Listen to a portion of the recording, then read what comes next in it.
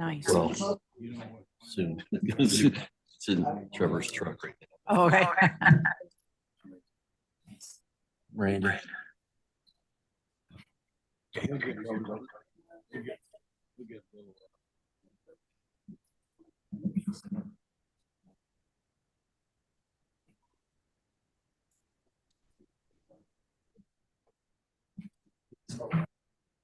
Ready to go?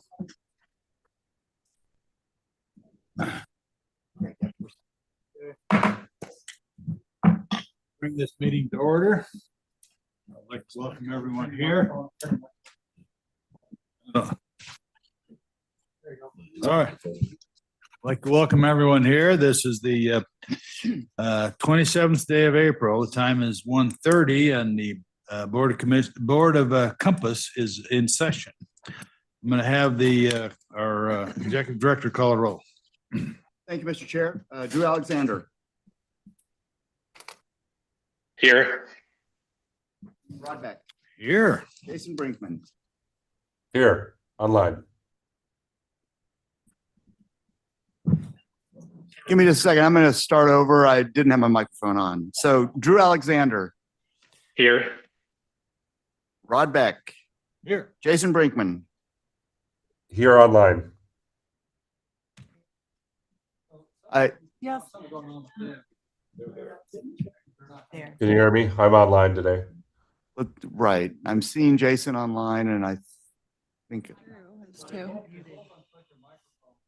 stand by while we make sure that we've got audio coming in from online participants. Hold on a second. I think we're all family. Yeah. We knew there'd be some kind of a hiccup.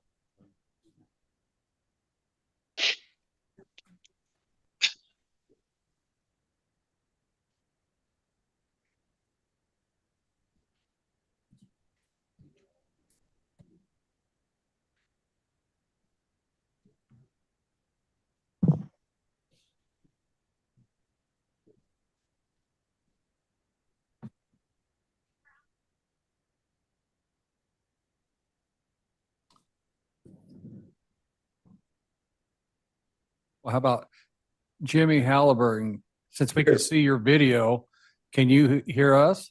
Yeah, I can hear you, Can and you I can speak? hear I can hear Yeah, everybody see, we're else not as hearing well. them at all. Okay.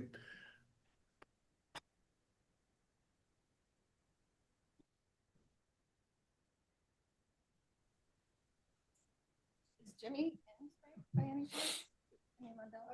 I can hear you, but you can't hear us, I guess. Yeah, same. I can hear you just fine, Jimmy. Yep. You know, we're Likewise, I can hear you as well. For those who are online, just so you know what's going on, the audio for online participants, apparently you can hear us, but we're unable to hear participants online. So just stand by. We'll get it worked out.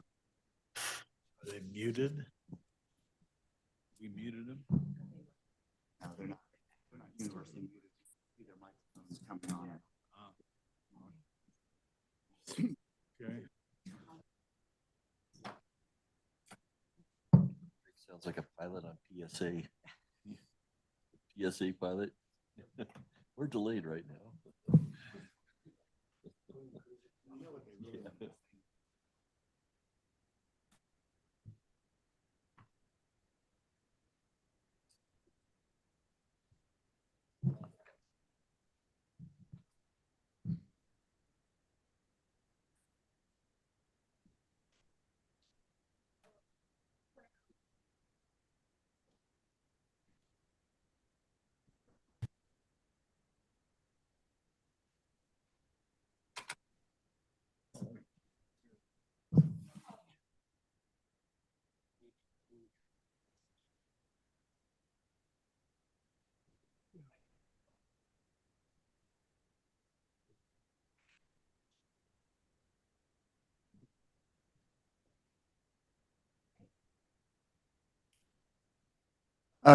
Councilmember Halliburton, can we ask you to try speaking again? We'll see if we're getting the audio in the room.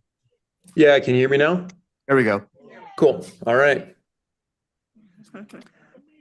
All right. BRT to the rest. With the chair's leave, I'm going to restart the roll call again. So, Drew Alexander. Here. And Rod Beck. Here. Jason Brinkman, Present. Zach Brooks. Zach Pipemeyer. Here. Bree Brush. Nope. Bob Callahan. Trevor Chadwick. Here. Elaine Clegg. Here. Kathy Corliss. Ryan Davidson. Tom Daly. Here. Corey Dickard. Miranda Gold. Here. Kent Goldthorpe. Here. Jimmy Halliburton. Here. Brad Holton. Dan Heyer. Here. Bill Jacobs. Here. Kelsey Johnson. Lindy Lindstrom. Mary May. Here. Rob McDonald. Matt Newton. Here. Patricia Nelson. Here. Tim O'Meara. Here. John Overton. Eric Phillips. Brad Pike. Here. Tom Points. Here. David Porterfield. Matt Qualls. David Reinhardt. Here. Dale Reynolds. Michael Rocco. Present. Charlie Roundtree. David Miles.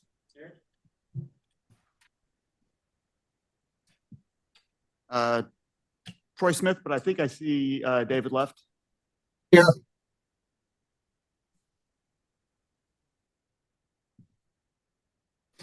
Joe Steer. Here. Clay Tucker. Here. Leslie Van Beek. Cody Lund.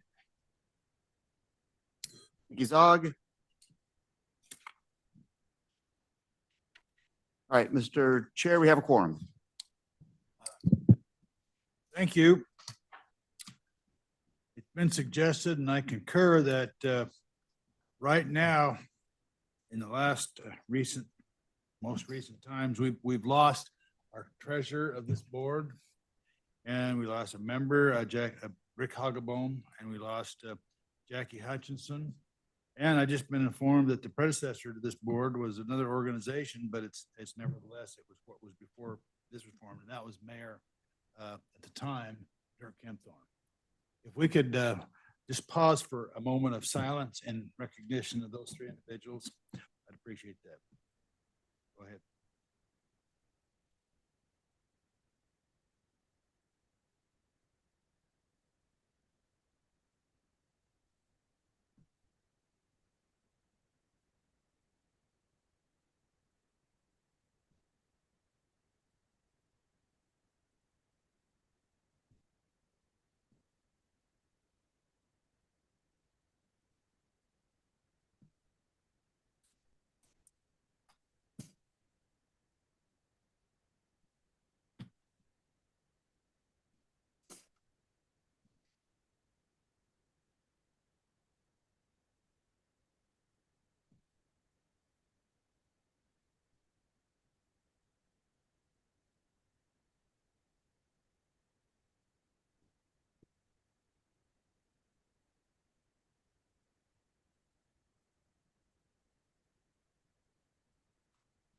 Thank you.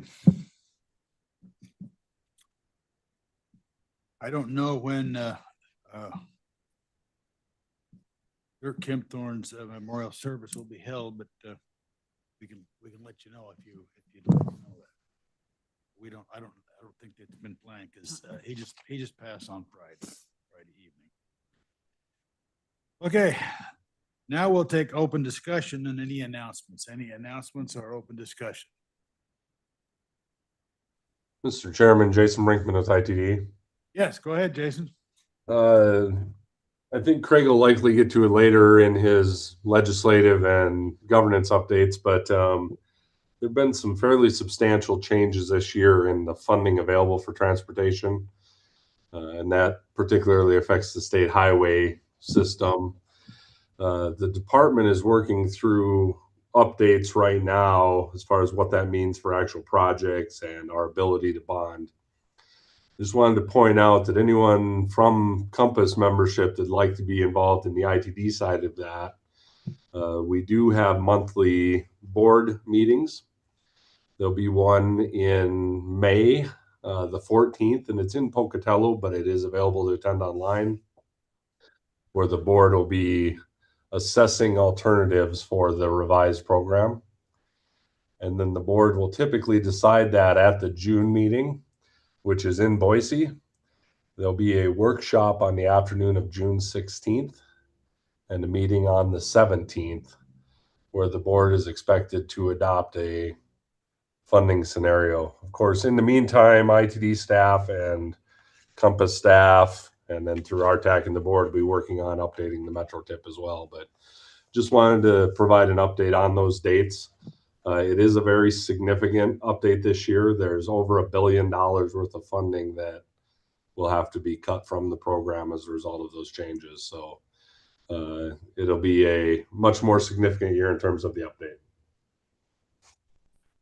Thank you. I understand that, that as a result of the current economic situation, there won't be any bonds issued this year. Is that correct? The board has not made a final decision on that, but that was the initial indication, is that the funding was quite possibly too tight to issue at least the full amount of the bonds that had been anticipated. And that is, as the board likely knows, affects some of the major expansion projects, including here in the valley. Yeah, that's how I know about it. I'm sure that's how others know about it as well. That's that. All right. Well, thank you, Jason. Any other announcements or discussion items while we're here? I'd like to announce that the legislature adjourned sine die. Let's all give that an applause because they're done. Yeah. Any other announcements or any discussion items? Okay, well, moving on.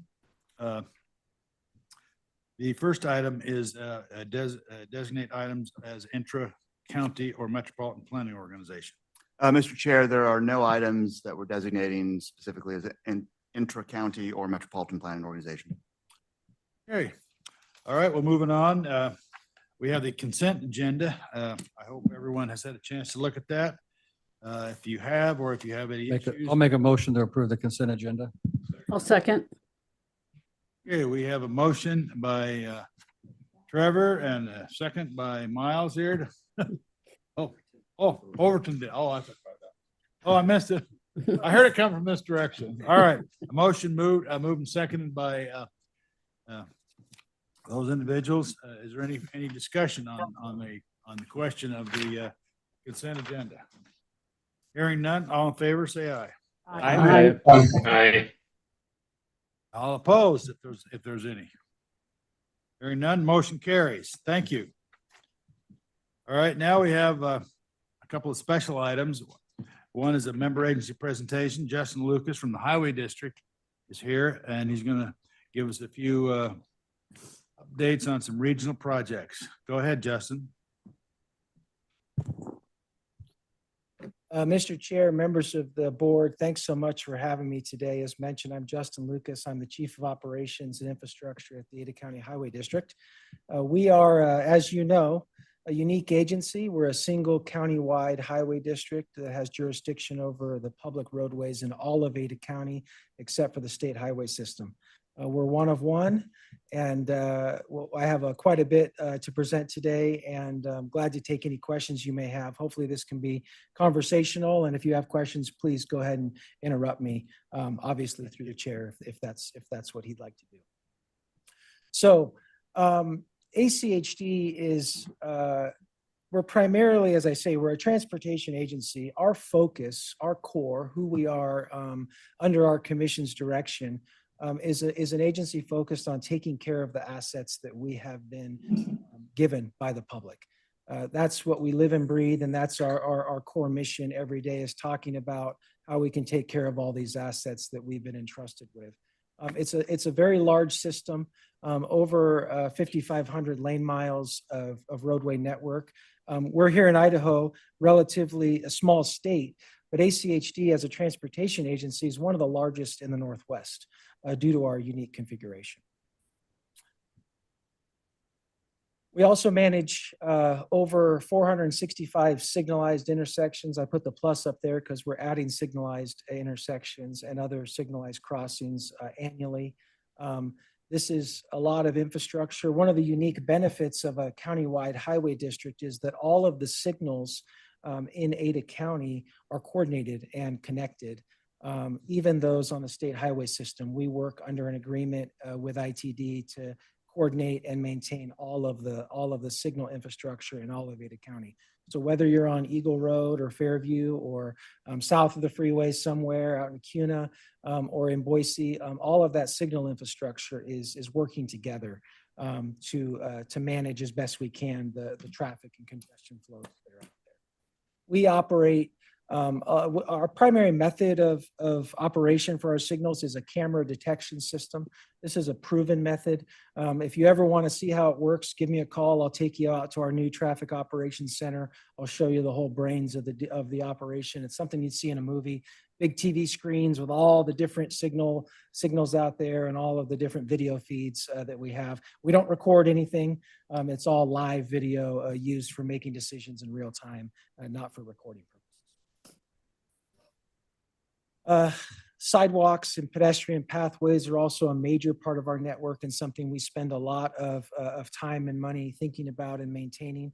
Fortunately, this type of infrastructure, it goes in concrete, lasts a really long time, but with tree roots and time and age and weather, all infrastructure has issues. And so we have an active system to maintain ADA compliance in our sidewalk network.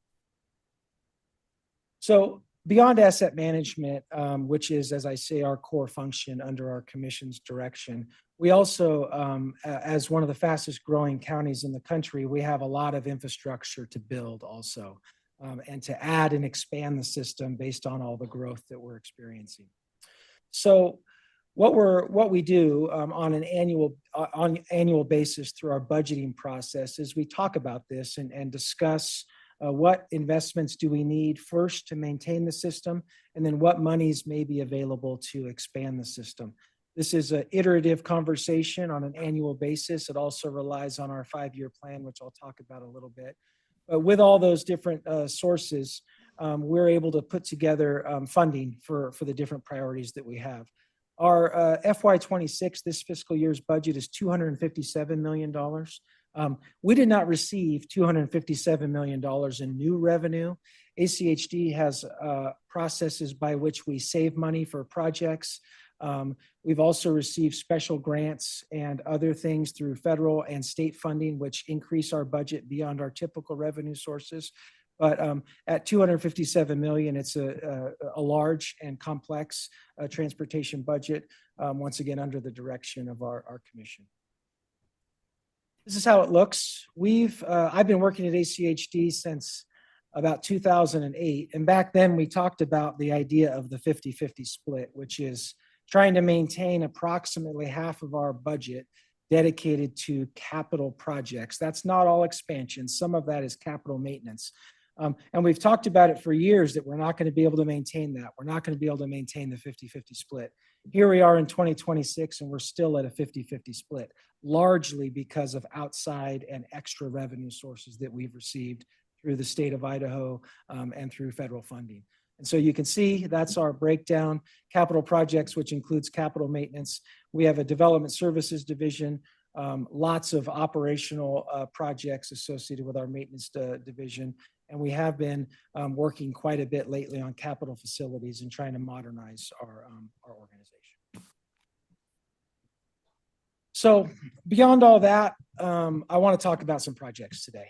And this is, as I say, one of the core functions of what we do. It's really important to navigate through all of the needs that are out there through, congestion, growth, city priorities. We have an annual system where we reach out to our partners, ask them what they want us to focus on, and then go try and build those projects as fast as we can based on the funding available.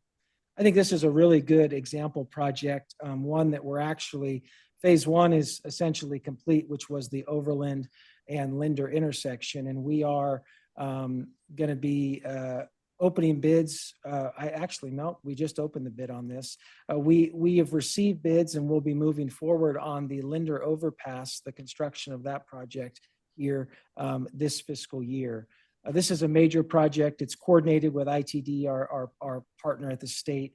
They're helping obviously to fund the overpass. We're funding the associated roadway widening project between Overland and Franklin Roads.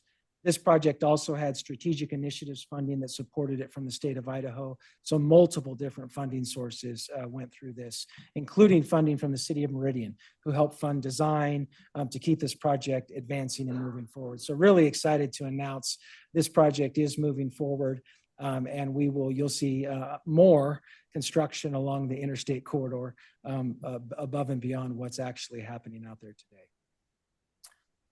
Another major project on this regional corridor, Linder, which is getting a little feedback there. River crossing, another river crossing in our community between Chinden and Highway 44.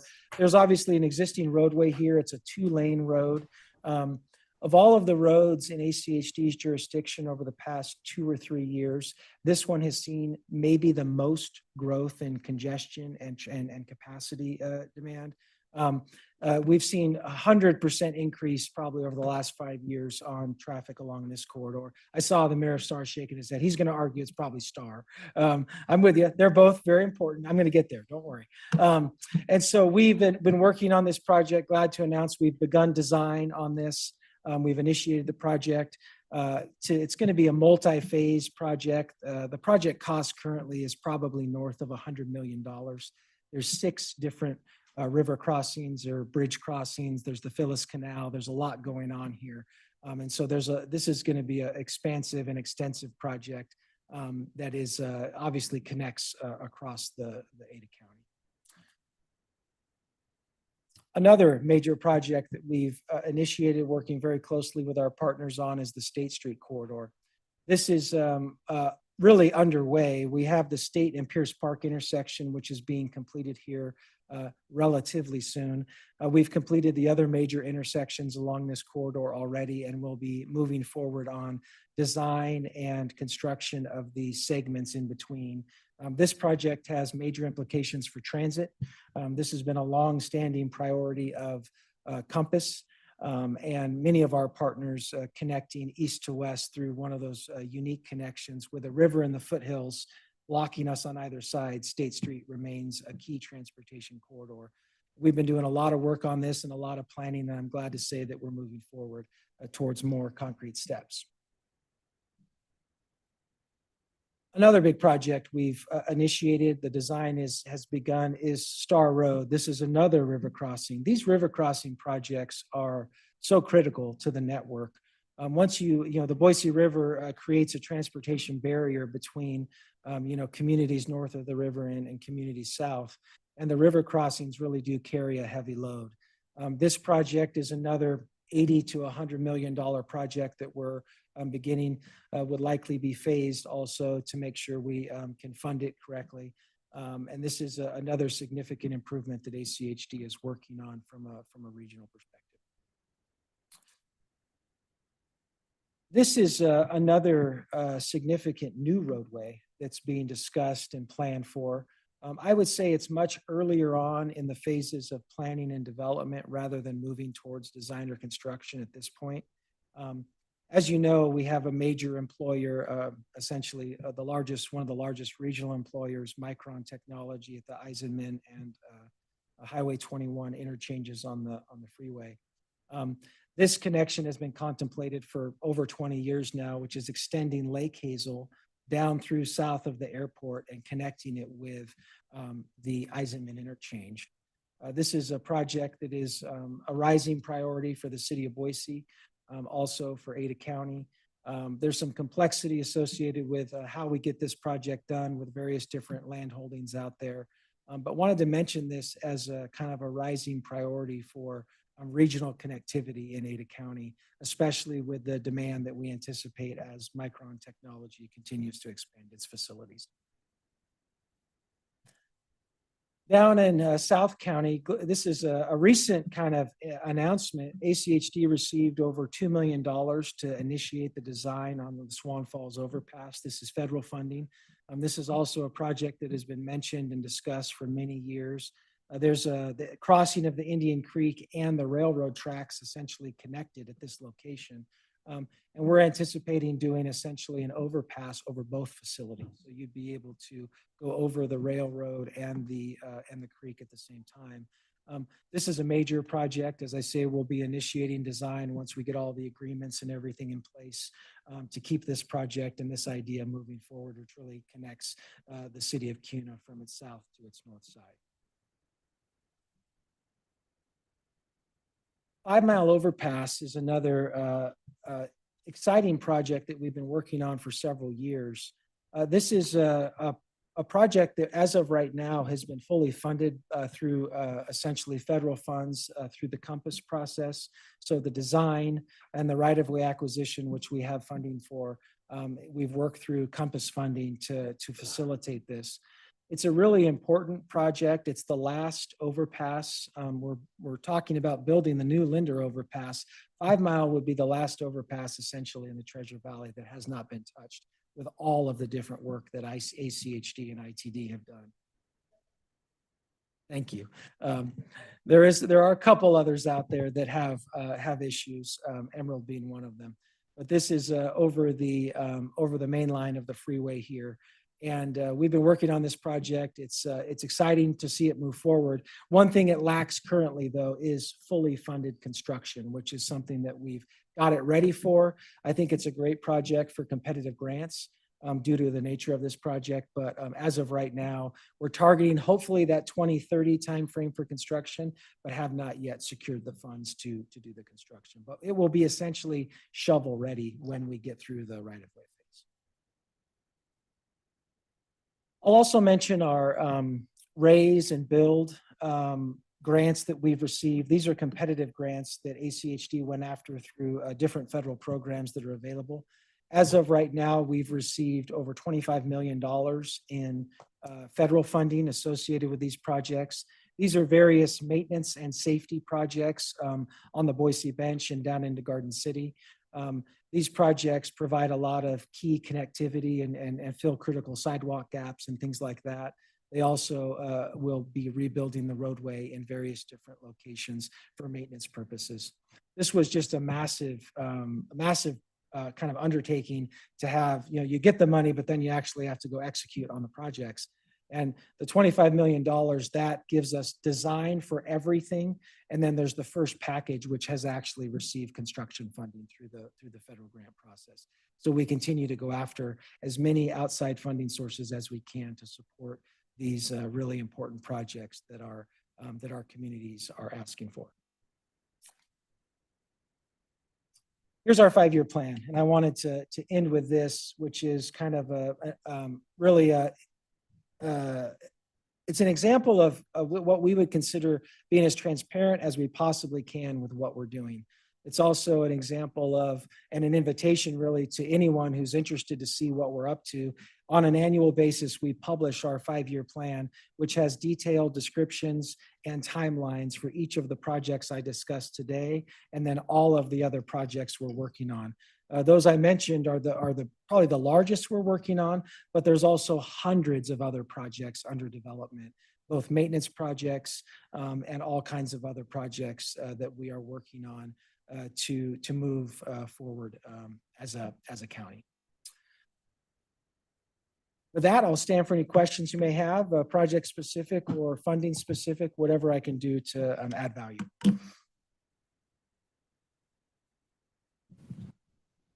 If there are no questions, there's about a 10-year standing item in our culture at ACHD. After someone gives a presentation such as this, they get a grade. Hey, you know what? I'll take it. I'll take it. At least it's not 2.6 if you turn it upside down. I'm going to just point out, it's kind of related to this, but your ACHD Connect tool, I like it. I wasn't sold on it at first, but I really like it. I appreciate you guys putting that out there, because now I got citizens that are starting to use that instead of calling my freaking office for this stuff. So I appreciate you guys doing that. Thank you, Mr. Mayor. Any other questions? Or issues? Mr. Chair, Yeah, go ahead. Ryan Davidson, Ada County. I was just curious if there's any updates on the timeline for relocating your Garden City facilities. Mr. Go Chair, ahead. members of the board. So ACHD has relocated its headquarters to Meeker Avenue in Northwest Boise off of Cloverdale Road. So that portion is complete. So our previous headquarters on Adams Street in Garden City is currently vacant. We do still maintain a yard in Garden City, and we'll need to maintain that yard through probably 2027. But the replacement yard for that yard in Garden City to move out off of Federal Way is already under construction. So the approximately 20 acres that we own in Garden City, ACHD is anticipating in the future to go through the surplus property process to liquidate those facilities. All right, thank you. So that means the salt shack's moving out that Federal Way? Actually, as a favor to Garden City, we're leaving the salt shed just as, no, I'm joking. Yeah. No, we are absolutely, we'll be. Don't make me jump relocating. through the phone there, Justin. That's Mayor Jacobs saying, thank you, Mr. Mayor. Yes, we will be relocating as part of our moving process, the current salt shack facility. Many of the other buildings, though, will stay and will be liquidated as part of that surplus process, and then a future developer will decide.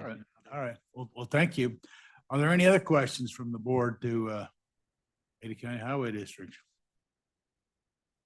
All right, thank you. Appreciate that. And next, we're going to have a lengthy report from our sitting Finance Committee Chairman. It's Trevor Chadwick. I'll be very long. Just so everybody's aware, I was elected as the temporary Finance Committee Chair, just to fill the vacancy until, I believe, today, right? Until we vote on a Secretary Treasurer today. So just so everybody's aware what we did in our last meetings, March 6th, 26th and April 16th, they elected me as a temporary Finance Committee Chair, and we tabled the election of the Finance Committee Vice Chair. We reviewed and approved the variance report for the first quarter of fiscal year 2026. We recommended the board approval of the proposed fiscal year 2027 general and special members dues, which you're going to hear about today. We recommended the approval of revision 2 of the fiscal year 2026 Unified Planning Work Program and Budget, which I believe you're going to hear today. We reviewed the reports of disbursements made from November 21st, 2025 to April 3rd, 2026. And we began to review the 5-year revenue and expense projections as a first step in developing our fiscal year 2027 Unified Planning Work Program and Budget. These projections provide a bigger picture context in which to consider the FY 2027 UPWP. That is all, Mr. Chair. That's a complete report. Any questions of our acting treasurer? Hearing none. Thank you. Okay, next we're going to have we're moving into the action items, and I'm going to ask Craig Grayborn. We've had a county request membership, and Craig's going to introduce that. Go ahead, Craig.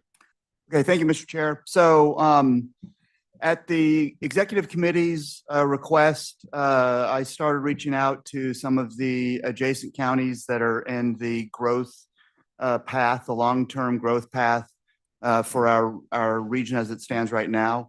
As a basic understanding, just sort of set the groundwork for this, we are required to include within the metropolitan planning area those places that our projections show will become part of the urbanized area within a 20-year future forward-looking timeframe.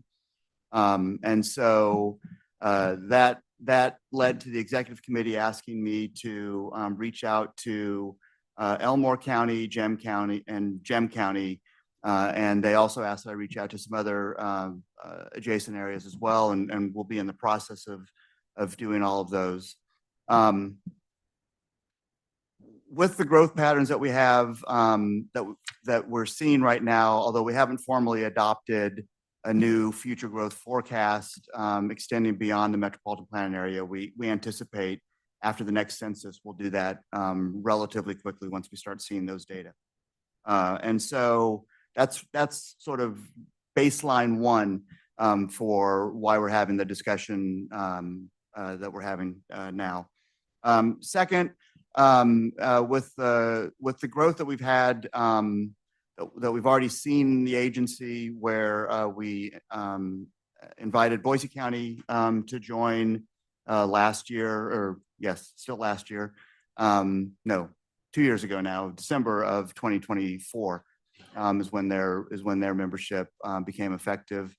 We're continuing to provide them services, and we're starting to look at the types of needs that we're going to be seeing around the region as we move forward. I'll also just note that because we are both a Metropolitan Planning Organization and a joint powers agreement based association, we have multiple roles that Compass can serve.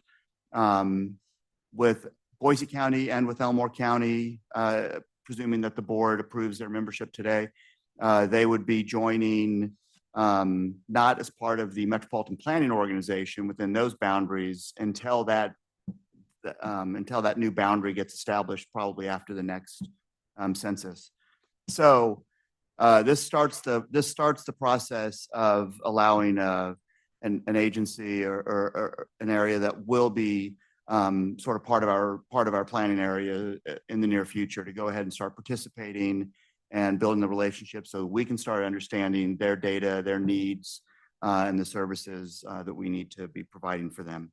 The board, after Boise County joined, the Compass board amended the bylaws so that there is now the ability to designate items for only Metropolitan Planning Organization business. And when those get designated, then Boise County would not participate in those votes. Same would happen in this instance. Elmore County would not be participating in those votes. I will note, we have not had any fall into that category since that change to the bylaws. But that is in part of the structure that we now have set up.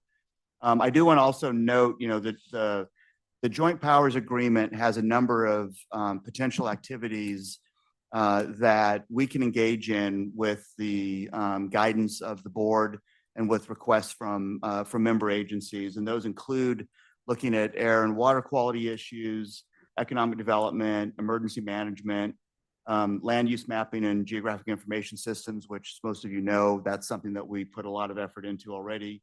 Population and employment, we do a lot. You'll hear some of the population numbers and I think our next item. We can look at public services, facilities and utilities, recreation, parks and open space, transportation, of course, and then basically a catch-all for any other such purposes that are consistent with the conduct of planning services. And then I'll also note with Elmore County potentially joining, we will now have 2 counties that are outside of the metropolitan planning area. However, there is a structure that exists, and there's a concept out there for what are called rural transportation planning organizations or rural planning organizations, depending on the state that they exist in. And with them joining, we'll start exploring an Idaho appropriate way in which to do that. And that could be very beneficial both for our region, for existing members, because we would be able then to help compete and plan, help compete for resources that will allow us to plan and support infrastructure needs that will benefit our region as we move into the future. And it will also benefit them by potentially making those 2 parts of the Compass membership eligible for additional funding. So after meeting with the Elmore County Commissioners in December, they submitted a request to join Compass. The executive committee reviewed the request and recommended approval at the executive committee's March 17th, 2026 meeting. And that request would then be formalized with the approval from the board today, the payment of the initial dues from Elmore County, and we will calculate a prorated base based on the population estimates that we have. That would be in complete alignment with the way that all the other dues for the region and our members are assessed. And then Elmore County has to execute the joint powers agreement as well. And upon the completion of those 3 steps, then they would be a full member. And they would be a general member as a county, just like Boise County, Canyon County, and Ada County, and have 3 seats on the board and weighted proportional voting on non-Metropolitan Planning Organization type activities if those come up. But again, since I've been here, at least, we haven't had any of those that have been called for. They've submitted a request for membership. It's included in your packet. And like I noted, the executive committee reviewed the request and recommended approval. Okay, thank you. Any questions of Craig? Well, go ahead. Yes, the changes to the bylaws occurred after the last time I was serving on this board, and I'm really quite unfamiliar with the definitions. Can you give me an example of what might considered a non-metropolitan planning area vote or issue? Go ahead, Craig. So the way the bylaws are written, and I may defer to Meg since she kind of honchoed up the process of getting that amendment through. And it was well underway by the time I started. And I'll also just preface this by saying I've worked in another transportation planning agency that had a similar type of a structure. Basically the way it works is everything will be voted on by the full board unless something is designated as MPO specific, which can be done either when we set up the agenda at the executive committee, or we can do it at the board level as well. Meg, I'm looking for a head nod that I'm right. Yes, thank you. I was asking for an example. I guess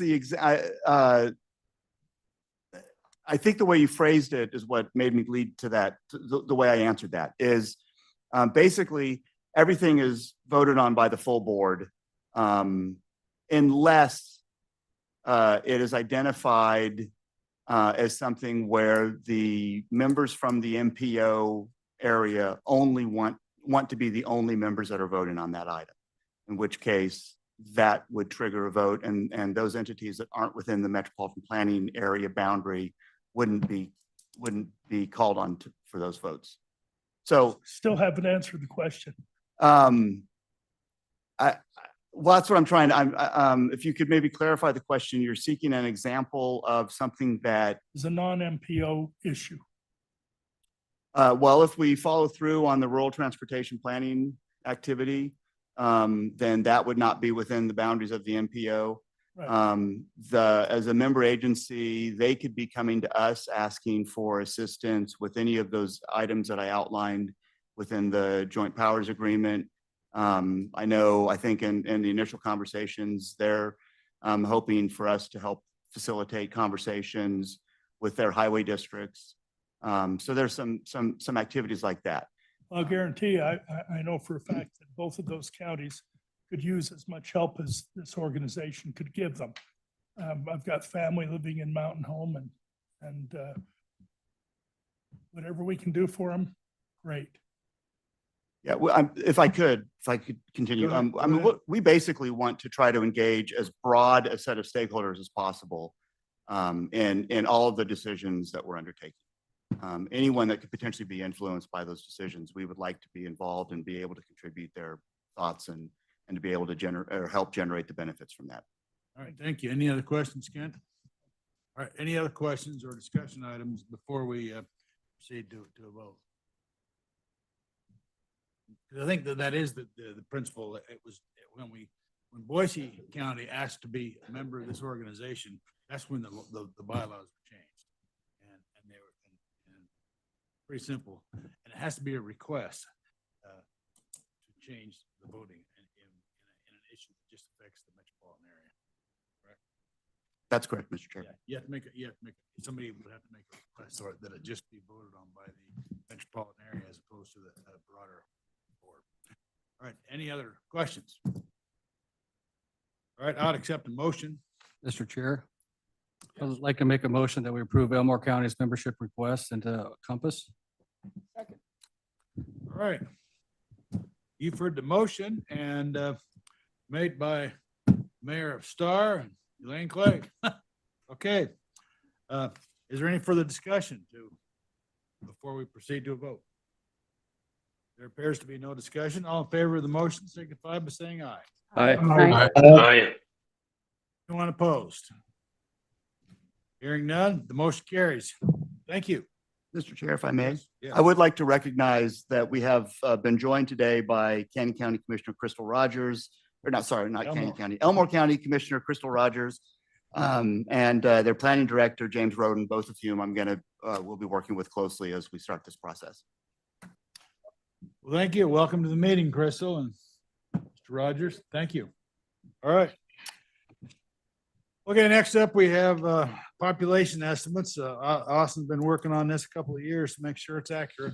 Go ahead, Austin. You are spot on. Thank you, Mr. Chair, members of the board, Austin Miller, Principal Planner, Planning Team Lead here at Compass. Today, I will be seeking your acceptance of the 2026 population estimates. So all of our good planning efforts that we're working on, they all start with an understanding of who and where. So at Compass, our demographics are really that foundation of our regional travel demand model and analysis of really the transportation needs throughout the Treasure Valley.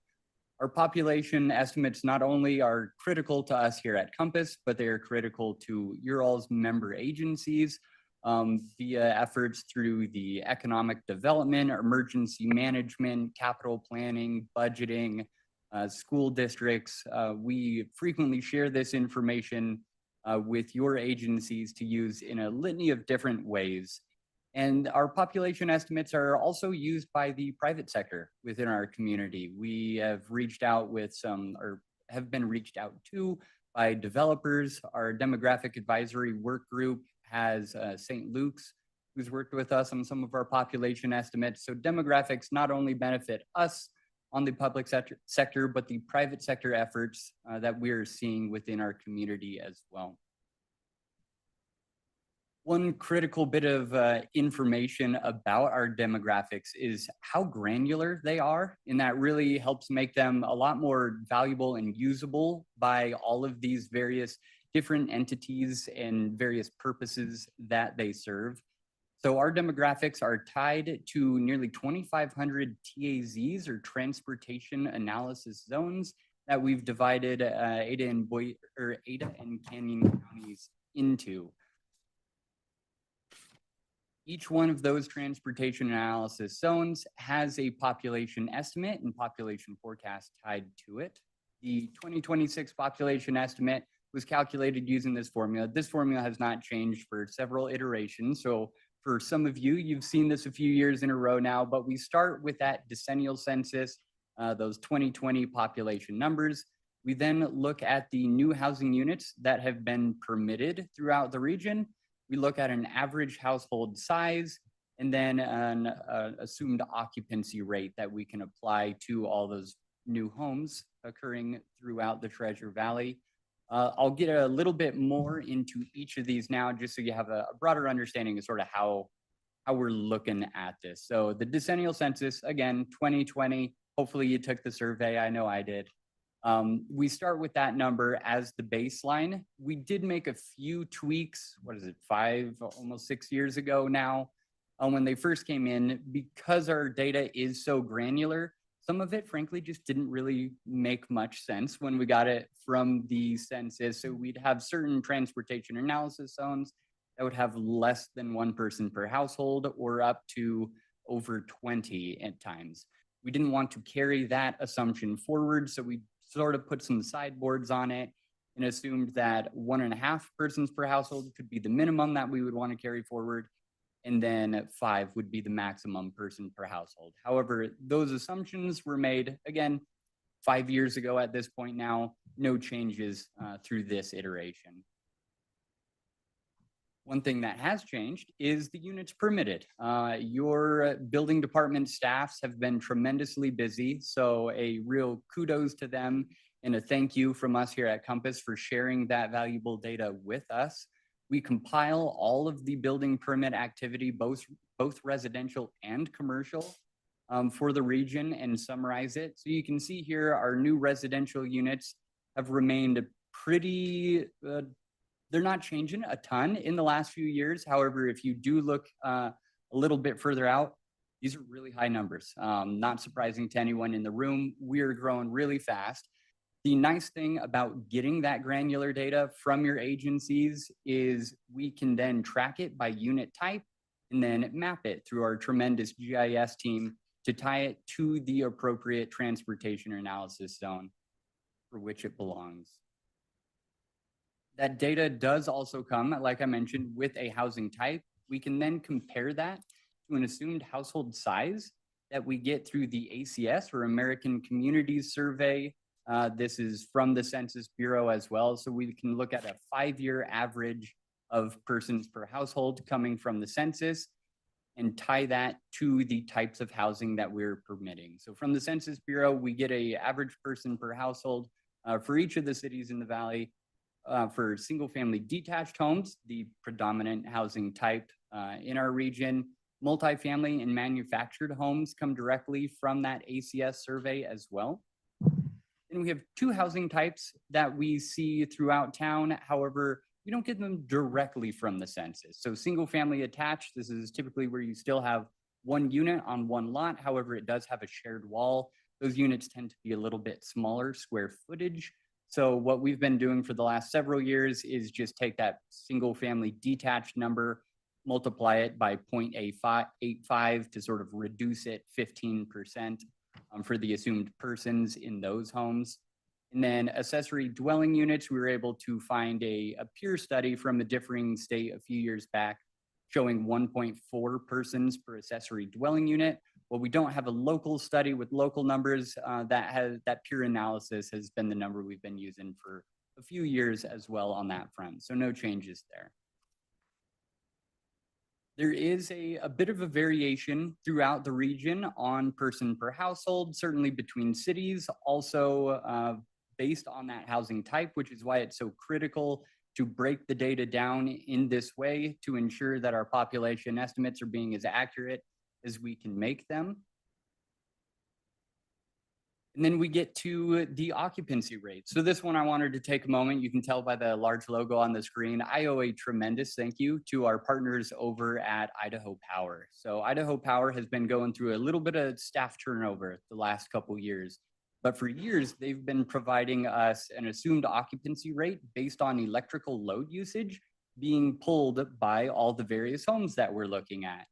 And with them having new staff, we've had some conversations with their staff over the last year, trying to outline the value that their data provides us. And thankfully, they've been willing to not only continue to provide it, but actually expand and provide the data in actually a more useful manner that helps improve the accuracy of our estimates. So now, with the help of Idaho Power, we can get an occupancy rate estimate for single family and multifamily housing units differently.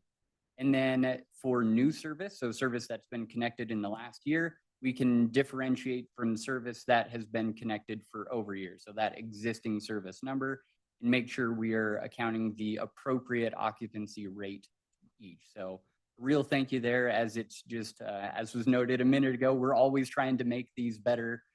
We can't do that on our own. So thank you, Idaho Power. Another component to the occupiable calculation here is our multifamily housing units. They do tend to take a little bit longer at times to get built. So we don't always necessarily say that a building permit was pulled. The next year we want to start accounting population for it. Sometimes it can take a few years down the road. So this year we have 1,700 units that we're viewing as unoccupiable. So a permit has been issued. However, they haven't actually got to that certificate of occupancy step yet. So we're not adding them to our population estimates quite yet, but we are monitoring them for future inclusion once construction is complete.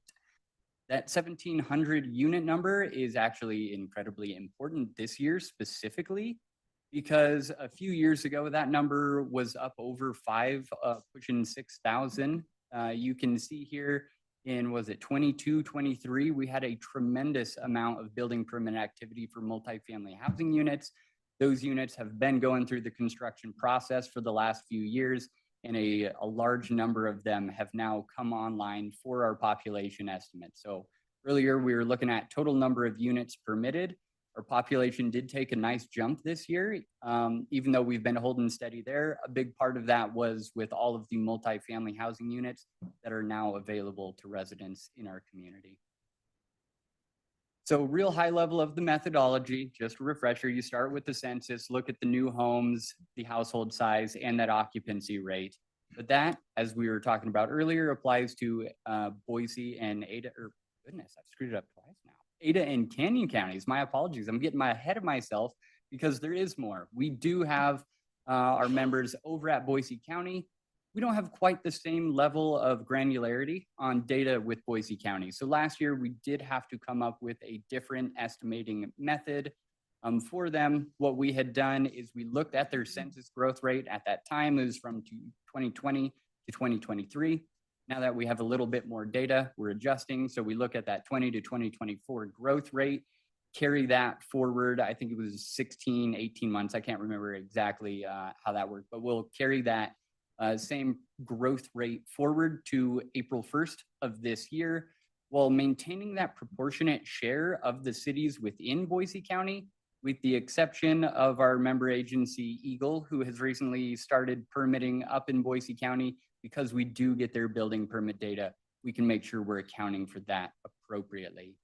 And then as of a moment ago, we do have the newest member of the Compass member coming online with Elmore County. We can follow the same process with Elmore County as we did for Boise County. So looking at their growth from 2020 to 2024, carry that growth rate forward and make sure those cities are maintaining that proportionate share while we get build up the data on our new members coming online. So all of that to say, for Ada and Canyon counties, the estimates do land us at nearly 8,770,000 people. And then across all of the Compass member agencies, we're now sitting at 900 and almost 16,000 people for our population estimates as of April 1st, 2026. So with that, I am glad to pause for any questions. Thank you. Are there any questions? Mr. Chair, I have a question ahead. just real quick. When, I believe you guys are in going into Jim County too, when do you start looking at that for them on the Jim County side? Mr. Chair, Mr. Mayor, yeah, we're already looking at it.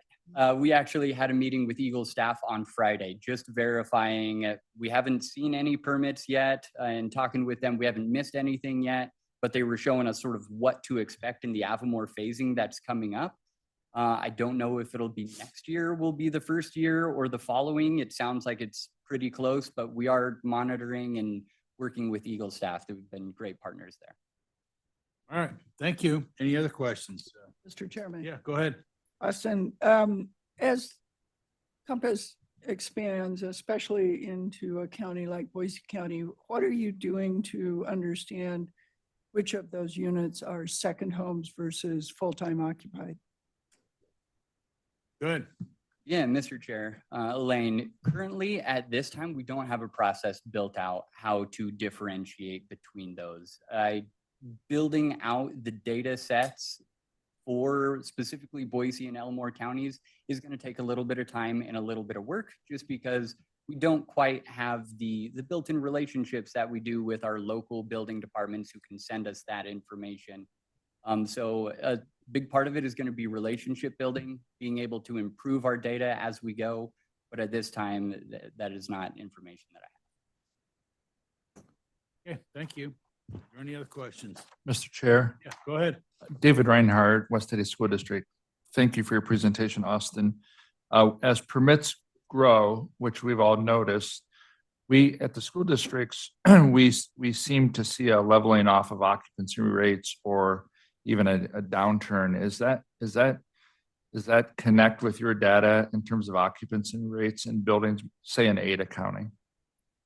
Yeah, Go ahead. Mr. Chair, David, I haven't necessarily seen that in occupancy rate. So we've worked with certainly West Ada, and I've had conversations with other school districts. I know from the student generation, I've heard that happening. For us specifically, while the homes might still be occupied, the age can change of the people living in that home. So I haven't seen the occupancy rate specifically change. Thank you. Are there any other questions for? Mr. Chair, Yeah, oh, go ahead. I was going to make a motion. Is there a question that just? Yeah, Mr. Chair, Councilmember Halliburton, I did have one more question. Okay, go ahead, Councilmember Halliburton. Well, first of all, thanks for the work putting all this together. And I apologize if you brought this up. I'm just curious if there was any numbers that you saw in here with population estimates that you felt like was outside of what you would have predicted, or maybe what we would have been predicting in our kind of long-term population growth. Austin, go ahead. Mr. Chair, Councilman Halliburton, no, there's certainly not anything that I was overly shocked by. I dive into the numbers with a fine-tooth comb, so to speak. And there's always like small things where it's, I wonder why that, or what's going on here? And I'll look at it. All of them, honestly, just had perfectly reasonable answers that I was able to find. In comparing it with our forecast growth for the region, we do have an annual reconciliation process, and I've been working with our technical team. There's no major concerns on that side either. For the most part, everything was just, we're growing really fast, and thankfully we've been anticipating that, so we're prepared for it. Perfect. Thanks so much. Thank you. Are there any other questions before we accept the motion? Okay, hearing none. Okay, Mr. Chair, Yes, go ahead. I move we accept the 2026 population estimates as presented. Is there a second to the motion? I'll second that. Okay, we got a motion that's been moved and seconded to accept the population estimates as presented. Are there any further discussion? Go ahead. Oh, okay. All right, no discussion. Then the question is, shall the motion pass? All in favor signify by saying aye. Aye. Aye. Any opposed? None opposed. Thank you. The motion carries. All right, next up on our agenda is the general special membership dues. Meg is going to present that. Go ahead, Meg. Thank you, Mr. Chair. The member dues policy, which is codified in our joint powers agreement, is shown on page 46 in your packet. We use the populations that you just accepted moments ago, the proportionate share of that population for the jurisdiction, and a per capita rate that is accepted by you to calculate dues. We have used the same per capita rate shown on the screen that is proposed today since 2015. For each special member, dues are 1% of the total general membership dues for all jurisdictions. So on page 47 in your packet, we have the estimated 2026 population per jurisdiction that you just accepted, and then the calculated dues per this formula. Prior year dues are presented for comparison. And put the table up on the screen. It would be quite small, but it is in your packet. Overall, the estimated population increased about 3.4% in Ada and Canyon counties, and that increase in proposed dues corresponds directly with that population increase. The action that we're asking you for today is to approve those proposed dues. The dues amount will then be included in our fiscal year 2027 Unified Planning Work Program and Budget, or UPWP, which will become before you at the August meeting. But providing our member agencies with the anticipated dues amount at this point in the year allows all of you to incorporate those amounts in your own budgets early in the process. Those are all my comments. I'm happy to answer any questions. Thank you. Are there any questions for Meg about the dues proposal? All right, I would add that there's no change in the policy of the dues. It's strictly a population-based dues proposal. It's signed by the Joint Powers Agreement. All right, are there any questions at all? All right, I would accept the motion.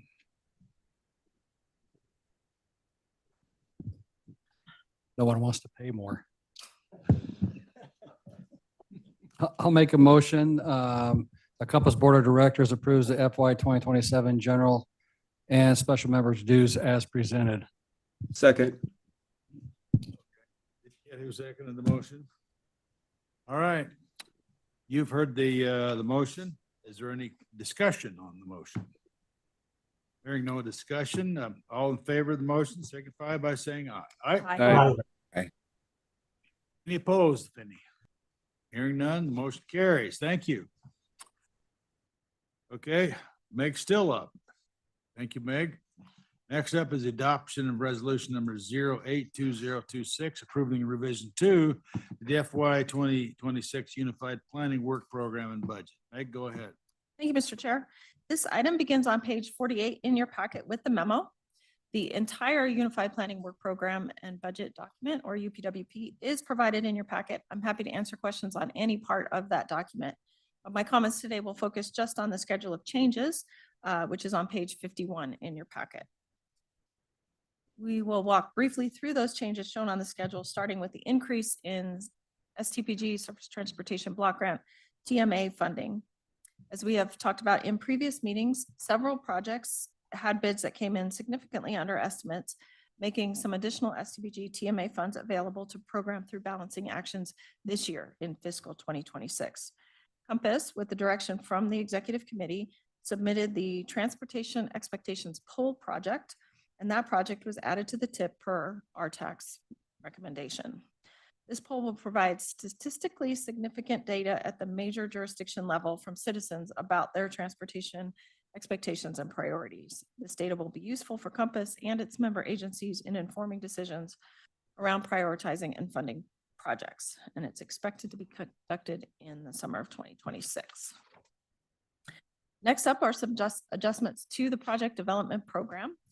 The city of Nampa withdrew its McDermott Road corridor study, so we're removing Compass's $50,000 share of that study, as well as Nampa's $300,000 contribution to the study. We are increasing the City of Eagle's Idaho Street Extension study by $25,000, and that additional funding will be provided by the City of Eagle. And then we are adding a project development project from the City of Caldwell to replace the withdrawn City of Nampa project. Caldwell is contributing $10,000 toward that total $60,000 cost. The project is a framework for a fiber optic network to support intelligent transportation systems in Caldwell. Next up is an adjustment to the expenses under the current Safe Streets and Roads for All projects. This is known as SPEARS internally. All of these expenses were budgeted as direct dollars, but some of the funding was actually programmed in the grant application to support staff time. So this adjustment properly categorizes those expenses. We have a couple of minor adjustments related to bringing our website and the documents posted to it into compliance with the federal requirements around accessibility. We are moving ahead on that project. Some of these costs were programmed in revision 1 of the UPWP, but our actual costs came in just a little bit higher. We have a reduction of $25,000 in our government affairs expenses. This adjustment will bring the amount we have budgeted more in line with what we have actually contracted for. And then lastly, we have a reduction in the draw from fund balance that we need to balance our budget. We're reducing that draw by about $60,000. Overall, we have a net adjustment on both revenue and expense side of about $66,000 compared to revision 1. Those are all of my comments. I'm happy to answer any questions. All right, thank you. Are there any questions? Okay, no questions. I'll accept a motion on adopt resolution 082026. Mr. Chair, Yes, go I ahead. move we adopt resolution 08-2026, approving revision 2R of the FY 2026 Unified Planning Work Program and Budget. I'll second that. Okay, did you get the second? Okay. All right, you've heard the motion. Is there further discussion? Hearing none, all in favor signify by saying aye. Aye. Anyone opposed? No one opposed, motion carries. Thank you. Okay, Tony will give us accept the draft of the local federal aid programs. Go ahead, Tony. Hi, Mr. Chairman and members of the board. This item is for a first review and a first peek of the tip on the projects that, or the projects within programs that Compass manages. We will be asking you today to accept the draft federal aid programs based on the recommended priorities. And this was recommended by the Regional Transportation Advisory Committee on March 25th.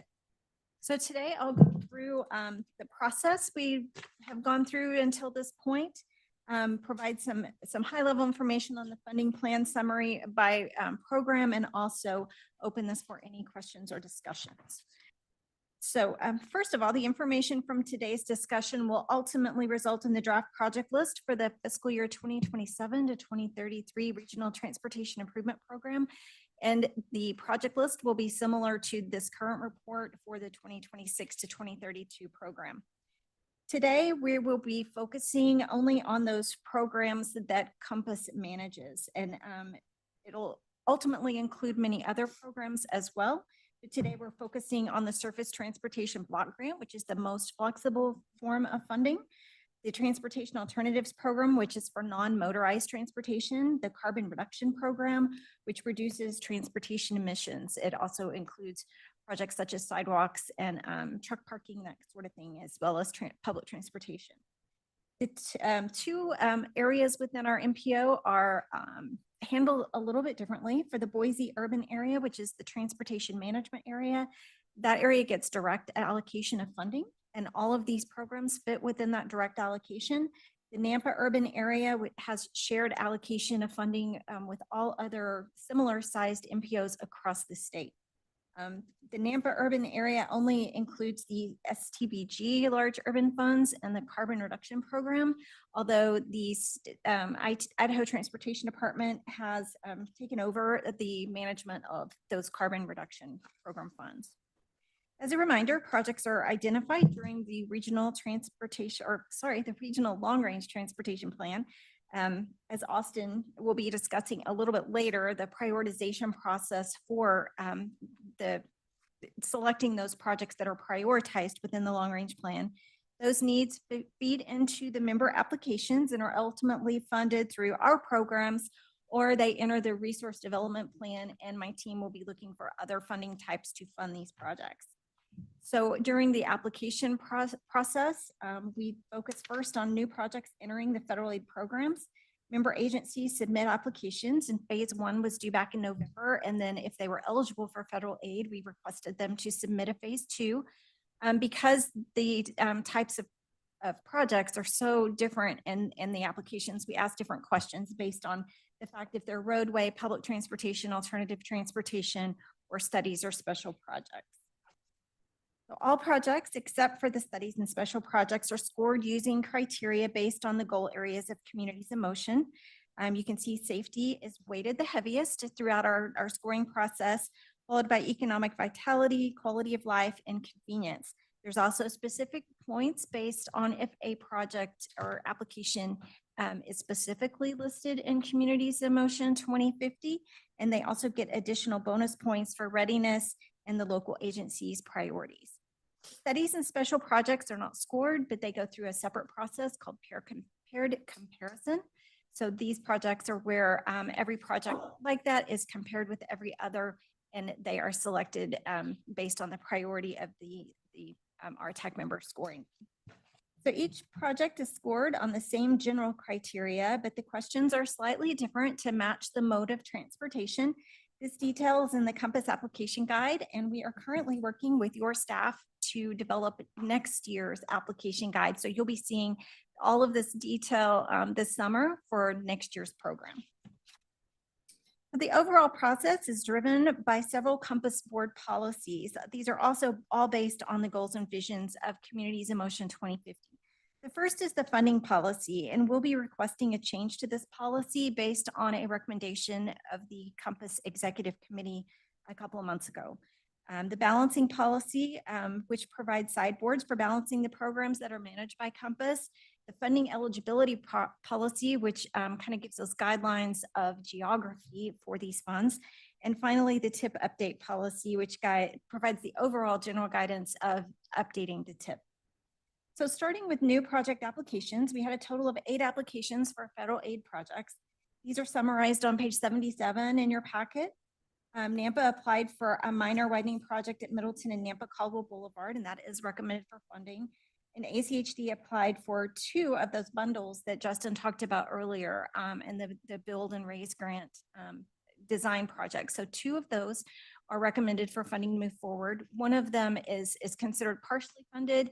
It is recommended as advanced construct, but all of those future years are covered with an offset. So eventually it will be fully funded, but it starts out as partial. The city of Nampa also applied for a safety audit, but they in tandem applied for some safety funds through the local highway technical assistance council, and it was funded through that other program. So it was withdrawn from this side of funding. And then Compass applied for 4 projects, 3 of which are recommended for funding. Replacing permanent bicycle pedestrian counters, a road safety audit, and a new bike ped counter in the Nampa urban area. However, the new bike ped counter for the Boise urban area is not recommended for funding at this time. So the CIM 2050 funding policy is slightly different for the transportation management area and large urban area. So a little different between Boise and the Nampa areas. So as I talked about earlier, that the executive committee requested a change or recommended changing some of this moving forward. This was at the request of our executive director, Craig Rayburn. He presented a case that these off-the-top funds have been in place since at least 2001, and they haven't been increased since 2007 for the Compass and the ACHD commuter ride projects. And as you know, inflation has been pretty rampant during that time period. So it was recommended that the Compass project would have a one-time increase of 45%, and the commuter ride project would have an increase of 50%. And then the Valley Regional Transit Safe Routes to School project is just getting started as an off-the-top project starting in 2007. So it would join them in the off-the-top projects and getting a 2% increase per year beyond the first year of the increase. So those would be increased starting for the 2027 program year, and then increase 2% after that. So I will go through just at a high level, and we can dig into any questions you want, but I'll try to keep this pretty short. There were 9 new projects that were recommended in the TMA program. The design for 1 project would advance, 3 projects or phases of projects would delay based on the sponsor's request, and 3 projects would increase based on also the sponsor's request. And the off-the-top recommendation for the Compass Executive Committee is incorporated, as well as a partially unfunded project for Compass that the Executive Committee recommended, the poll, as well as a couple of other tools. The other tools were not funded, and it's recommended to fund part of those additional tools through the update process. And then multiple projects would be adjusted to meet the goals to account for the change in the off the top to meet those goals and increase the off the top and construction phases for inflation. To meet our funding goals in the TMA area, you can see here, we're pretty doggone close to meeting our goals that we have based on the new recommended increase of off the top. And these are moving forward. The shortfall is basically the non-programmed that would be funded in future years. So for the large urban area, very similar to the TMA area, the split of funding between large urban and TMA is about 70-30. This is based 70% Ada, 30% Canyon County, and this is based on the percentage of population at the time it was set. Here's the amounts that the 45%, 55 or 50% increase would go forward on the Compass and ACHD commuter ride. High-level summary of the large urban programs, there would be 5 projects added, 1 project removed, that is at the request of NAMPA, 1 project delayed at the request of the sponsor, 3 projects increased based on the off-the-top recommendation from the Compass Executive Committee, and then multiple projects be adjusted to meet the goals as well as increase the construction for inflation. The overall goals for the large urban area are a little bit different. It takes a little bit longer for these projects to move through the process. So we're a little heavy on the local program or local network program. But we are moving through, and as new projects come in, we'll try to meet the goals better based on those applications that come in from our member agencies. So next steps, we still have a long ways to go before this is final, but we would recommend, we are seeking your acceptance of these programs so we can move forward with these local programs. In May, the full transportation improvement program, including all programs from ITD, LTAC, Valley Regional Transit, will all be added into the program for review. That will come to you in June, and then the public will be reviewing the overall program the month of July, and then it will go back to RTAC for recommendation in August, and then a little bit later on in August, it would come to you for final approval. So I will stop here with any questions or discussion of any of these projects to move forward. All right, thank you, Tony. Are there any questions for Tony on this project? No questions at all? Okay, thank you. I'll accept a motion then. Mr. Chair, Yes. I'll make a motion that Compass Board of Directors accepts the draft federal aid programs as presented. Is there a second? All right. You've heard the motion. Is there any discussion on the motion? Hearing none, all in favor, say aye. Aye. Aye. Any noes, any nays? Motion carries. Thank sir. you. Okay, now we're the next item on our agenda, and that is the election of a secretary treasurer. Greg is going to go through that. Go ahead. Thank you, Mr. Chair. So yeah, this item is for the appointment of a secretary treasurer for Compass to fill the vacancy created by the passing of Mayor Rick Hogelbaum. So as all the board members should know, we solicited nominations from the board. The executive committee, we received 3 nominations. The executive committee reviewed those nominations and has made a recommendation that Canyon County Commissioner Zach Brooks be appointed to serve as secretary treasurer for Compass for the remainder of 2026. So, Mr. Chair, to proceed with the appointment, we would need a motion and a second. Okay. Mr. Chair, I'll make that motion that we nominate and elect Commissioner Brooks as a secretary treasurer for the remainder of 2026. Second. All right. Who made the second? About as loud as I, Man, it was way too loud. It wasn't loud enough. I didn't hear. I'm sorry. I'm sorry. All right. Any, I guess the nominations are open. Is that not correct, Greg? That is correct, Mr. Chair. All right. Are there any other nominations that would be like to be held? All right. No other nominations. I'll call for questions. All in favor of electing Zach Brooks as the treasurer, secretary treasurer for Compass for 2026? All in favor, say aye. Aye. Aye. Any opposed?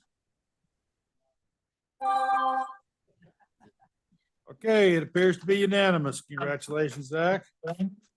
Unanimous vote. All right, thank you. Thank you. Well, that concludes our action items. Now we have a couple of information items. And Austin, fresh off the report on the population, is going to give us a status report on communities in motion. Go ahead. Thank you, Mr. Chair. As noted, Austin Miller, Principal Planner, Planning Team Lead here at Compass. This item is an informational item to discuss Communities in Motion 2055 and specifically to talk about our prioritization process that we've been working on. For this presentation, I'll start with just a little bit of level setting as it's been a while and there's some new faces in the room. We will discuss the prioritization efforts to date, talk about specifically just the roadway prioritization, some of our thoughts, that way make it a little bit more tangible and you can see what we're thinking as we work through this, and then what your expectations can be moving forward.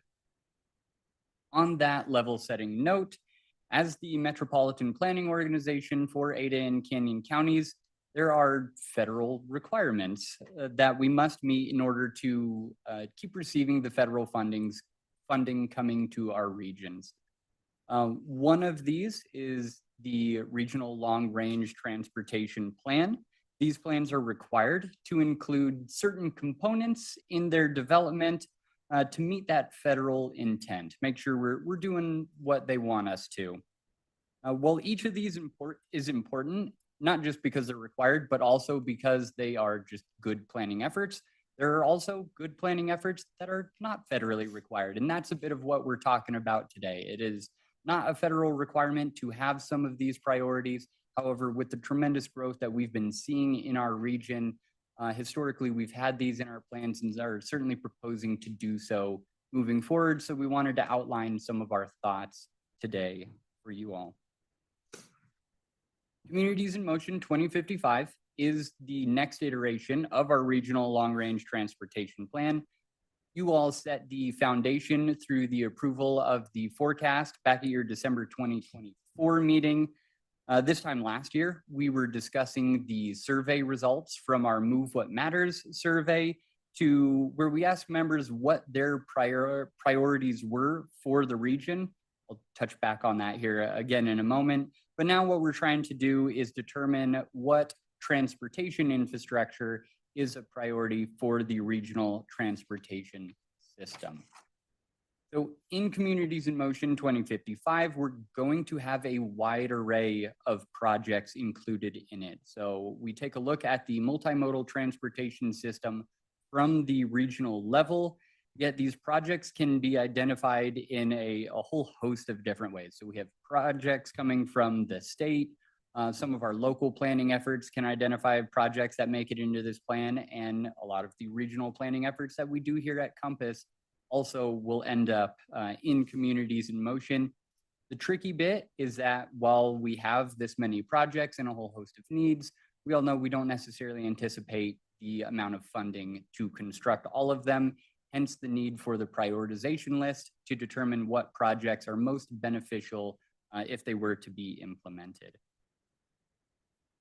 And that's what we want to provide you all and your counterparts in the decision-making process. We want a data-informed regional perspective when making those decisions about what transportation projects to fund with the limited financial resources that we have. Essentially a measure of how we can be most prudent with the resources, and this process will help us identify those from the regional lens. The goals and objectives you all have identified for Communities in Motion 2055 fall under the 4 main goal areas of safety, convenience, quality of life, and economic vitality. So we know that we want to support these through our transportation investments. However, a year ago, we figured maybe not necessarily all things were equal. So this is where we went to the public with that aforementioned Move What Matters survey and asked the residents to rate these goals specifically as to what was most important to them, as well as ask them what outcomes they wanted to see from our future transportation investments. The residents ranked convenience and safety as the 2 most important goal areas to them, followed by quality of life and economic vitality. And then the objective they most wanted to see from our investments was to maintain our infrastructure in good working condition, essentially focus on maintaining what we have and then move forward from there on looking how to improve.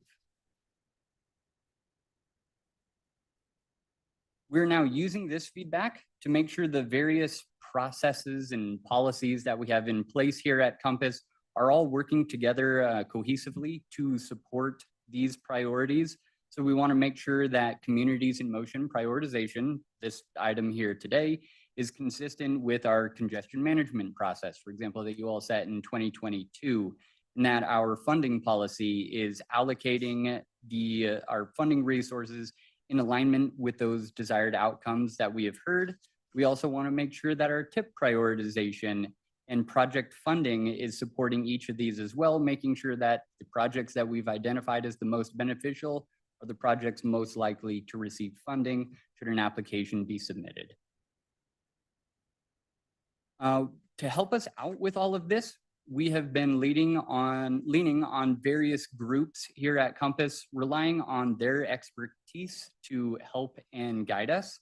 So really a thank you to them for those who are on your staff. They've been tremendously valuable up to this point. We have 5 different topic-specific, so to speak, work groups that have been helping guide us through these various perspectives. And ultimately, we're going to have a prioritization list for most of these topics. So we'll have an active transportation priority list, a public transportation priority list. But for the sake of illustration today, I picked roadways and sort of wanted to walk you through how what we've heard could be implemented to prioritize some of these projects. So the measures were, sorry. So the measures we're looking at can come from a whole host of different places. All of them are going to be supporting those 4 main goals, as you'll notice on the screen, as well as the scoring provided to them will be reflective of the survey results that we had heard. So the measures can come from other Compass planning efforts that we've done thus far. So the high injury network came with or through our regional safety action plan. We've also been working on a resilience improvement plan that can help inform this process. There are also federal data sets that we can leverage. The strategic highway network comes from the federal government, looking at roads critical for national defense, making sure that that is included in our prioritization process as well. On the convenience side, this is where we're proposing to lean on our regional transportation demand model, finding ways to make sure that through all this growth, that the congestion and travel times, what roads can make the best improvements on that side of things.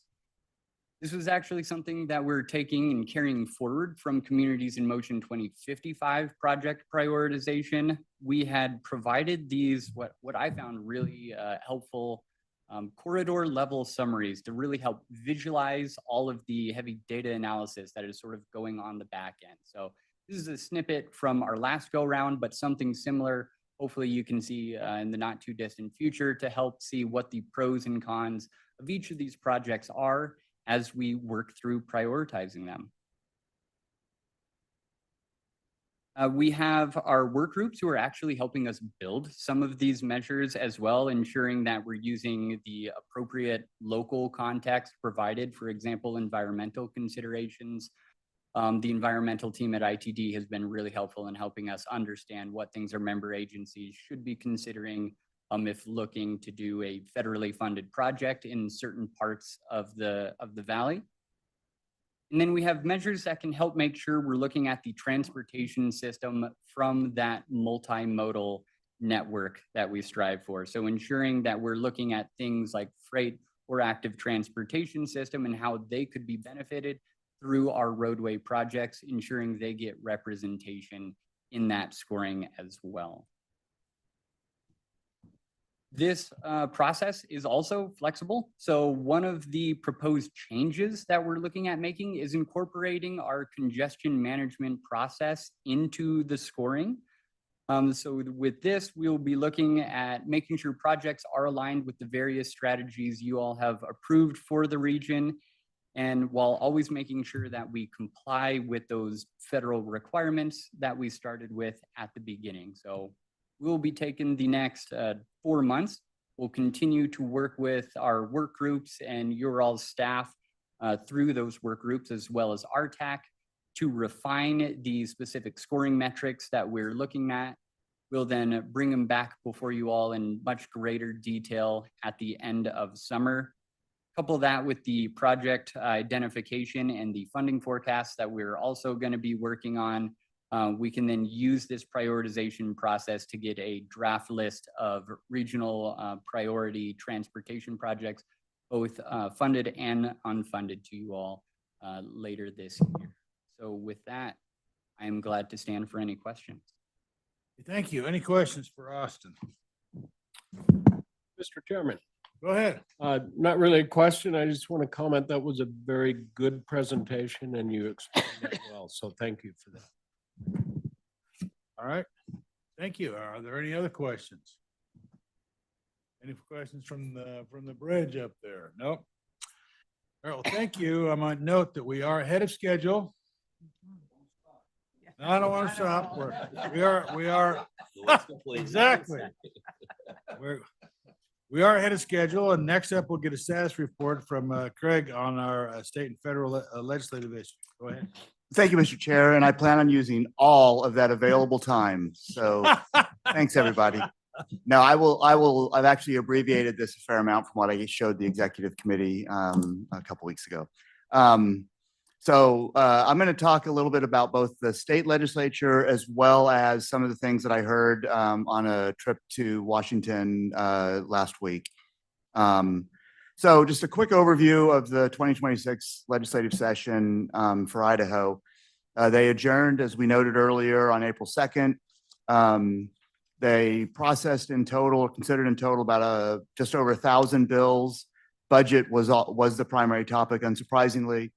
Compass and our team of government affairs consultants or lobbyists were tracking about 15 to 20 specific bills or issues throughout the session. Some of the activities that we specifically undertook, many of you remember, and thank you very many of you for attending the reception that we hosted in early February. That was very well attended by members of our delegation as well as statewide, and we worked with the other metropolitan planning organizations in the state to do that. We're already in the really early stages, but we're already expecting to do a similar activity again next year. We regularly sought opportunities to testify about Compass's revenue study, since we're identifying revenue needs as the primary concern moving into the future. And our lobbyist was really talking quite a bit about revenue, funding levels, and how those funds get distributed. And I will note that Compass signed on. We had members of the executive committee all signed on to a commentary piece that was published in the Idaho Press in late February. So some of the specific legislative successes, and I don't want to dwell on like the history of all of these, so I'm really just going to highlight a couple of these. The first one is the STAR program.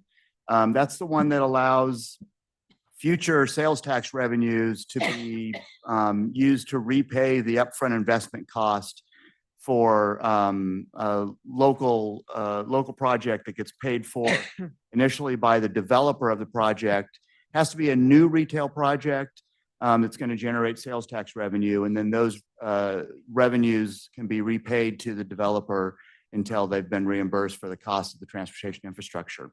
So the main change this year was changing the level of funding that the program could follow through. So it previously had a minimum of $6 million and a cap of $35 million for those transportation projects. The proposal that passed changes that minimum project total to $5 million, and it increases the cap to $100 million for those types of projects. We did directly engage on this. As many of you who work with legislature know, it's never just one entity that ever makes a difference, but we did, the executive committee asked me to look into the initial proposal for this, so it had set the floor at $10 million. Our lobbyists the very next day had conversations. I know there were others having conversations as well, but that's what got the floor reset to that $5 million level. So it lets slightly smaller projects be able to benefit from the program as well.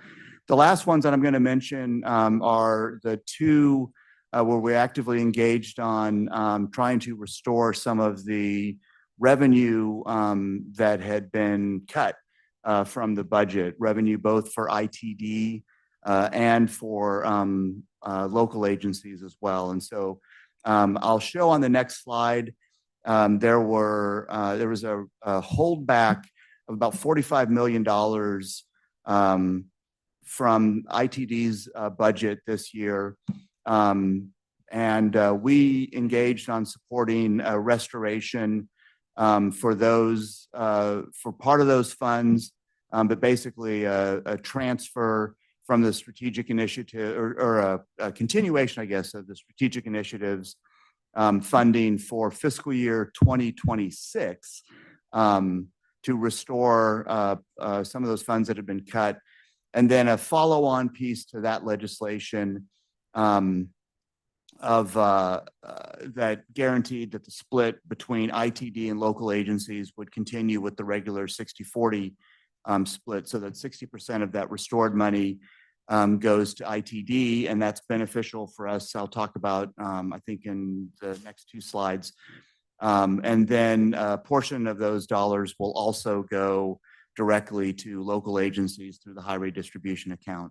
And we both during those discussions, we helped raise that issue and recommend that solution. But I know others were involved as well, so we can't, claim credit. But it's that collaborative process that hopefully is benefiting the region and your transportation budgets as well. So let's talk about that strategic initiatives program cut. The main takeaway is that for fiscal year 2027, that transfer from the general fund for strategic initiatives is eliminated in the budget that was passed. So local agencies statewide would have been anticipating that pattern continuing to provide them with about $110 million to the highway distribution account. And ITD should have been able to anticipate about $165 million. Those did not, those won't happen under the budget fiscal year 26 or 27, sorry. Those will not happen under the adopted fiscal year 2027 budget. And the regional impacts for that for us, about $32 million. You can see the numbers that are up there. That's 770,000, for example, from Boise County. And I haven't looked at Elmore County's numbers yet, but we'll also start working those in. But that 770,000 from Boise County is about 25% of their road budget. So it's potentially a very significant impact for them and the maintenance on roads that many of us use. And so that's part of why we're continuing to engage on trying to get these funds restored. And then the last two bullet points on this slide are just relating to that holdback that I was talking about and how we work to get part of that restored. So the net effect, and Jason Brinkman during the discussion portion and announcements portion noted these issues as well as did the chair about the bonding and the changes to potential bonding from ITD. Our primary concern as a result of the budget cuts to ITD specifically are shifts and potential shifts in TECM projects. So under these enacted budgets, you can kind of see the years that some projects were programmed, but given what we're now anticipating, the bonding changes that ITD is considering, we're expecting there to be shifts in these. And you've seen this basic table. I think I first showed it back in the February meeting as well. And so we are monitoring these very carefully between Tony looking at the project status and me and looking at the policy side of it. We're paying a lot of attention to it. The primary case that we're making is that, by bonding now, we'll end up saving the state quite a bit of future money as well on projects that we know we have a need for and that we need to try to find a way to move forward with. Anticipated off-session activities. We're going to continue the relationship building with legislators. That was probably the primary goal for me with my engagement this time, since I didn't do anything with the legislature, having just arrived while the session was already underway last year. We'll be working on developing what the strategy needs to be for 2027, trying to engage with as many legislators on their transportation-related planning ideas and discussions that are underway. We'll probably come with some revised position statements and some side rails to those that can kind of set the boundaries for what we can try to advance. We will continue pushing revenue issues. We called for a revenue study. There was no progress on that, and we'll continue to raise that issue. The state needs a sustained and substantial solution for all forms of transportation revenue. We want to raise the issue of fair share for local roads. The basic concept here is that in Idaho, 50 to 55% of all vehicle miles traveled happen on locally owned and operated roads. Under the distribution formula, 40%, only 40% of the revenue is being dedicated to those local roads. And so we may start trying to raise the issue of trying to get that balance a little bit more in alignment with the supposed user fee approach that we're trying to follow for those. We will, over the summer, start working on some sort of a policies and principles for transportation funding that then we can point to try to get out in front of some of the principles that we think need to be addressed with that. And then another thing that Compass is starting to talk about is finding ways to assess the impacts of housing-related legislation on transportation infrastructure and costs. So as a quick reminder, we did add to the Compass priorities supporting legislation that would encourage or better facilitate the provision of housing on transportation corridors that have underutilized capacity.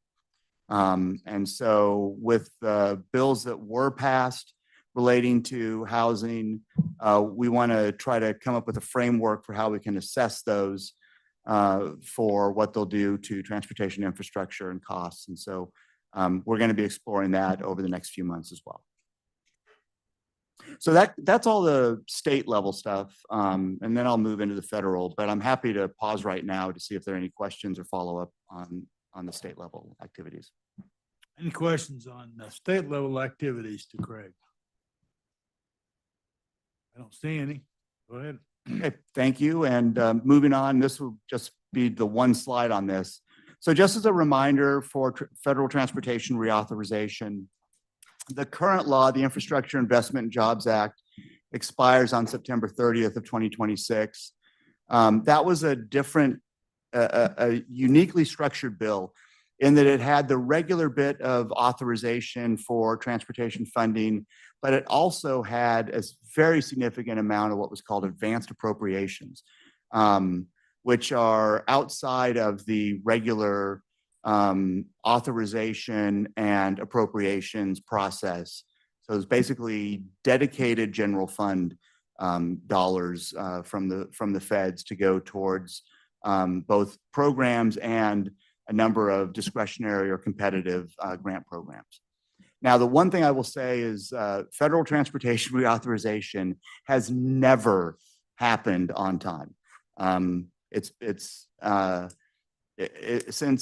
that first bill, called ICE-T, back in the early 90s was passed, every 5 years or so, they go through a cycle of working as hard as they can to get it done on time, but they can't reach the deals. They can't conclude everything. And so the schedule ends up slipping. So for example, what we're dealing with right now, the House, up until Wednesday or Thursday of last week, had actually been saying that their transportation committee was going to do its markup of the comprehensive transportation bill this Wednesday.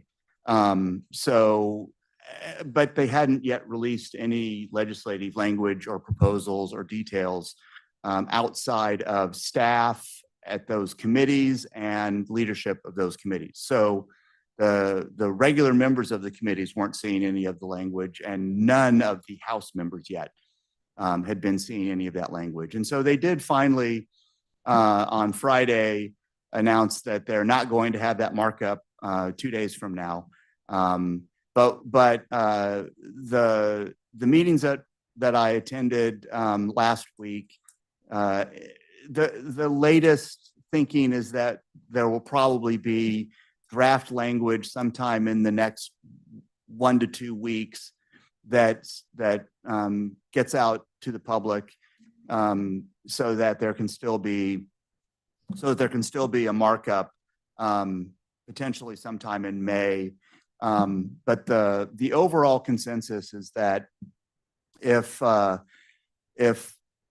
bill doesn't pass by July 1st, there won't be any bandwidth at the federal level in Congress to be able to get the bill done. And so with all of that, there are still a number of big unknowns. I mean, one of them, a very basic one that's critical, is what that authorized funding level is going to be. And the majority staff and majority leadership right now are targeting a total funding level of $500 billion to $550 billion over a 5-year period, which is a slight increase in the regular appropriation or the regular authorization levels. But because most people are anticipating the advanced appropriations to go away, which was almost an equivalent amount in the last law, the minority side is holding out for a higher base level authorization. And so that is apparently one of the primary areas where they're not on the same page yet. And frankly, that's one that has to get worked out in order for that to be able to move forward.